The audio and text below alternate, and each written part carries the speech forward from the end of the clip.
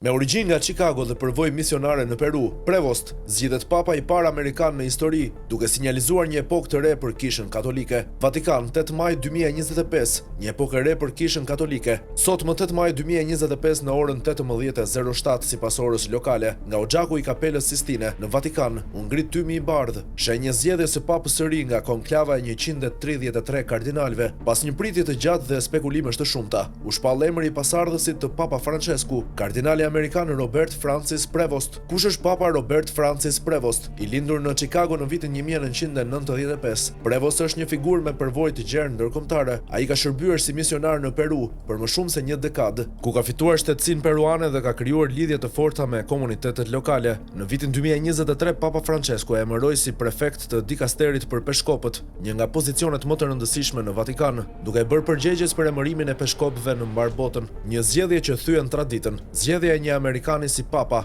është një ngjarje historike, duke qenë se Kisha Katolike ka shmangur tradicionalisht emërimin e një pap nga një superfuqi globale si SBA-ja. Megjithatë, përvoja ndërkombëtare e Prevost, përkushtimi i tij ndaj komuniteteve të marginalizuara dhe qasja e tij pastorale e kanë bërë atë një kandidat të pranueshëm për shumë kardinal. Çfarë pritet nga ponifikati i tij? Papa Prevost pritet të vazhdojë reformat e nisura nga paraardhësi i tij, duke theksuar rëndësinë e përfshirjes, dialogut dhe shërbimit ndaj të varfërve. Ai është i njohur për qasjen e tij të balancuar ndaj çështjeve sociale dhe për përkushtimin ndaj misionit të Kishës në periferi.